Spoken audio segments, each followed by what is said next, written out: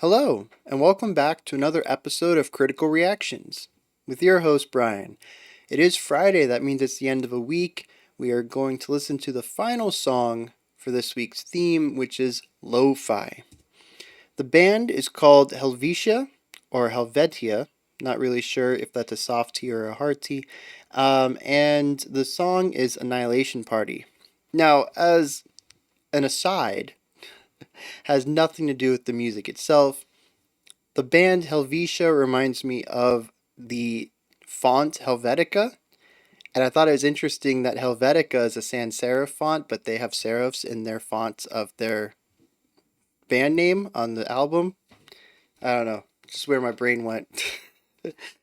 uh, Alright, let's get into this. Annihilation Party.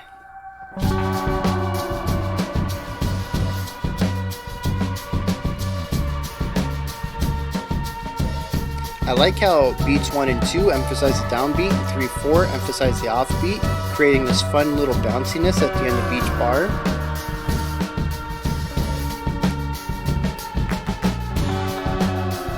We've got a little bit of a drone going on in the background there.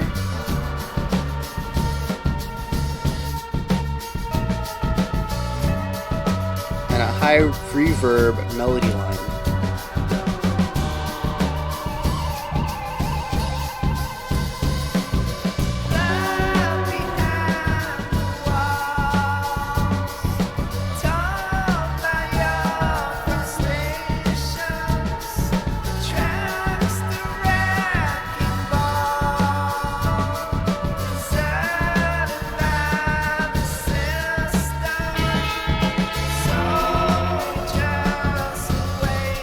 Very dreamlike, otherworldly, just not a typical state of being.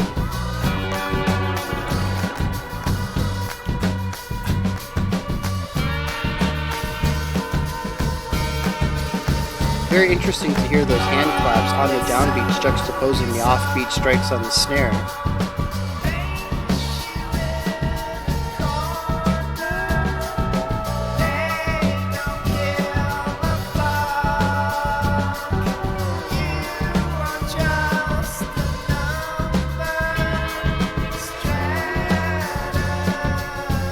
A little bit of tension growing down there in the lower end.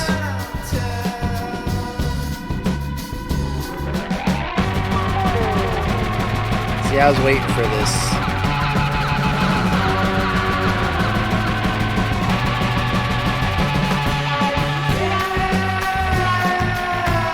The majority of the timbres we've heard so far are fairly clean as far as production goes, and I was waiting for the lo-fi element to kick in.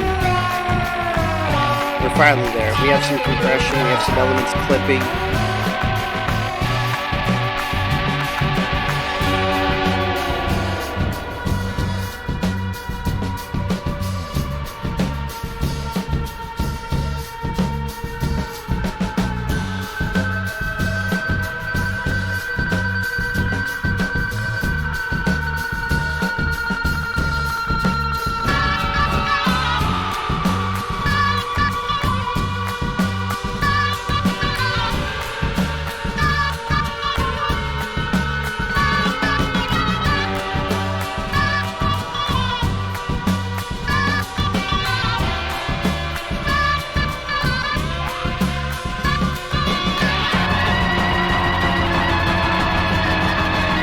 Interesting shift in tone.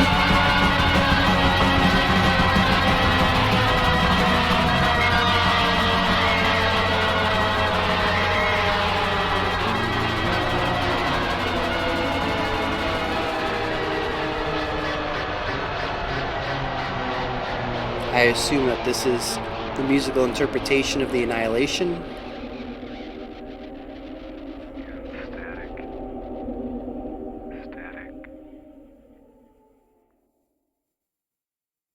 Lots of fuzz there at the end.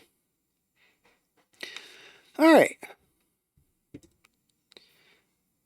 So, the vibe I'm getting here, Annihilation Party. It's literally looking at those two words. Annihilation and Party. And that's where the sound of the song, at least to me, bounces back and forth between. We have the not as gritty Party vibe, which is the majority of the song. It's a real upbeat kind of poppy music. You got that nice boom, boom, boom, boom, boom, boom, that nice rhythm groove thing going on in the bass. The drums are helping to fill in that groove, really get into that rhythm. And then you have your atmospheric stuff going on and the vocals, and that's the party element. And then there's two annihilation aspects, which is the first chaotic moments where a lot of the distortion and lo-fi elements come in, and then of course the outro of the song, which transitions into static. You get to hear the harsh fuzz there. Everything fades out. It's very chaotic. That would be the annihilation itself, and it sort of bounces back and forth between those two ideas.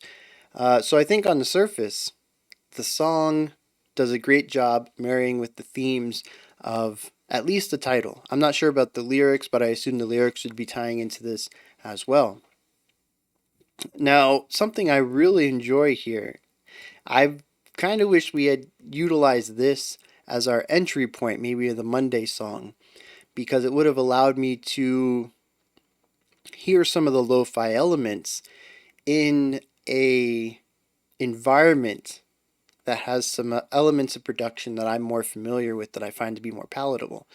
Um, for instance, the party section is lo-fi. I would not say it's super clean. I would not say that it's high production at all, but it's sort of a middle of the road. Everything is there, everything can be heard cleanly, but there's still just a little bit of fuzz and grit on everything, especially when we look at the atmospheric sweeps and those tones that are being utilized in those droning sounds. The vocals are also a little bit drowned out, but none of this really pushes into that high crunch grit, uh, super compressed, everything's clipping sound that we've seen in other stuff this week, like Weather Day. Very specifically Weather Day, but also the other stuff we've checked out, like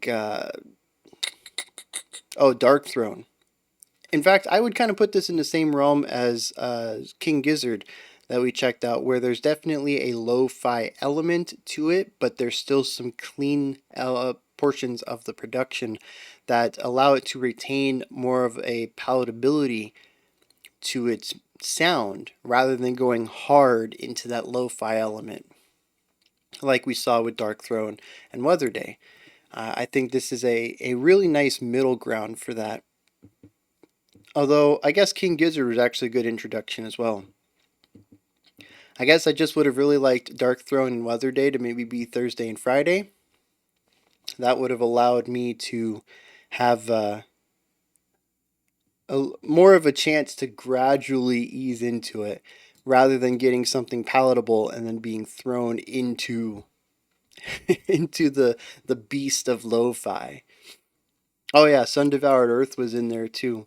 So yeah, this I think this would have worked better at the beginning of the week, but I mean it's still fine. I get the gist of the style of writing, um, the lo-fi production. I do like here though how it's utilized to emphasize the theme. It is used to add extra grittiness to the more chaotic sections of the song, which line up with the chaotic elements in the themes. So, as usual, with elements that I'm not too keen on casually, I appreciate them greater when they're put in context that I can appreciate from an artistic standpoint, where everything sort of ties up cohesively rather than just being a sound that they enjoy listening to or enjoy creating within. And I can see a thematic reason to use it rather than personal one. Not saying one way is a better way of writing than the other. I just tend to find that less palatable sounds are more enjoyable in a context that I can understand why they were chosen. Maybe they help out the sound and deliver the story in a way. And that's actually honestly one of the ways that I came to listen to harsh vocals. I did not start out in bands that were just screaming all the time. I found bands where the screaming was done to emphasize specific points. Maybe at this point of the song they were very angry, or they wanted to show, a sort of like an accent in music. They wanted to showcase a very specific line, maybe the synopsis of the whole song, and they screamed that. Or maybe the character in the story was, at their wits' end and they were desperate, so they allowed the voice to crack and to really yell. And that's how I got into harsh vocals, having the context for it.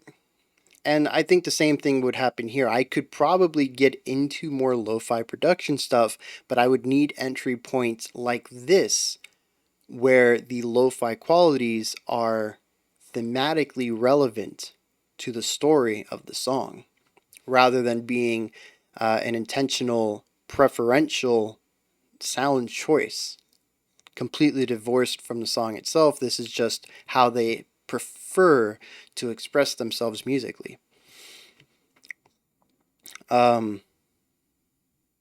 see what I do really enjoy though, the fuzz that they had on this. There's a very unique type of um, distortion or degradation of the audio, especially in that first introductory lo-fi section, but not the second time when we hit the annihilation point and everything faded out. But that first time that the chaotic elements came in, it seems like there is a real attention to detail about, which is odd, an attention to detail to the destruction of detail. But there is a very specific way that the compression and clipping were done in order to achieve a specific sound while still retaining some of the color and timbre of the original sounds that were being utilized. I don't know what instruments they were. They could have been all, electronic virtual instruments for all I know, but there was still a lot of personality in those tones where the grit was sort of in the overall audio rather than the specific instrument. And it's very interesting to see how they separate that. I don't know if it was, it's not something they can really do as an engineer. When you're going to create that lo-fi sound, you kind of have to put it on each individual tone, each individual timbre or instrument or voice, because they're all going to play off of it differently.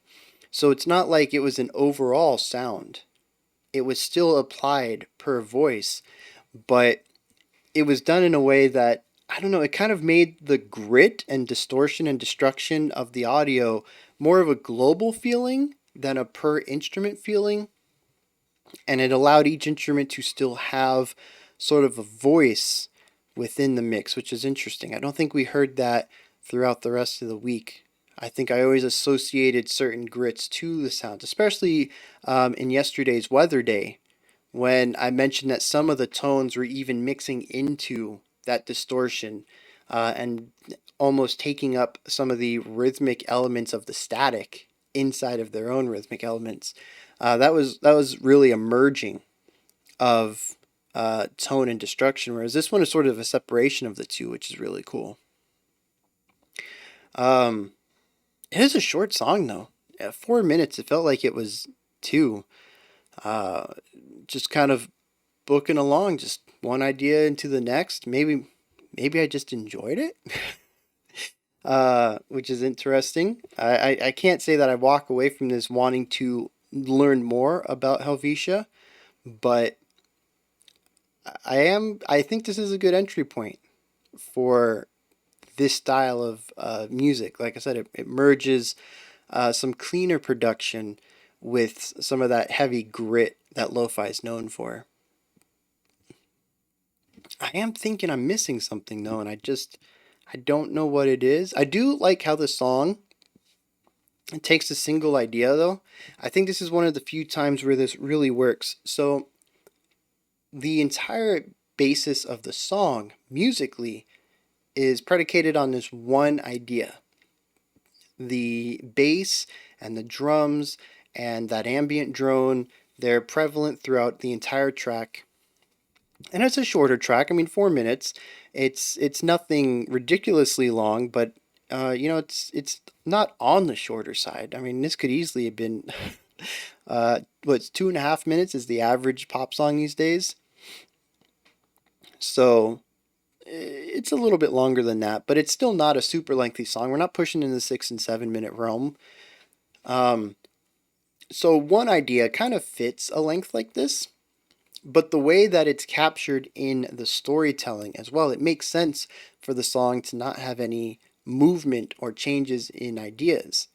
It is literally about a party, and we happen to be here at the cusp of, the annihilation, and this happens to be the song that's on at this annihilation party. This is what everybody's jamming out to in their final moments, and the song plays through, and then it cuts away. And I think it's a genius way of utilizing a single section song thematically. I really enjoyed that. All right, those are my thoughts on Helvetia's Annihilation Party. It feels a bit sparse. I mean, we're only at 16 minutes, but the song was also a bit sparse in that regard as well. So, I don't know. This is where you guys come in, though. Hit me up. Maybe I missed something. Maybe this was too short of an analysis. It was also a short song, though, so I got to take that into account. And maybe I missed something. You guys hit me up in the comments. Let me know. Also, if you have any context to this, hit me up with that as well. Anything you want to tell me. That's what comment sections are for. Go down there and type it out. Above the comment section is a description box, and there is a link for Linktree, which will take you to a nice menu with all sorts of things related to the channel, whether you want to join me on Discord, follow me on Twitter, support me through Patreon, submit a special selection, just email me. I got my email in there. Whatever you want to do, there's a ton of links in there. I'll be back in about 10-13 minutes. We'll be doing our final video of the week. It's going to be a band request. Band has reached out to me and said, hey, can you check out one of our songs? And we're going to do just that to finish out the week. All right, until next time, remember, be critical but not cynical of the music you listen to, and have a fantastic morning, afternoon, or evening whenever you choose to watch my videos.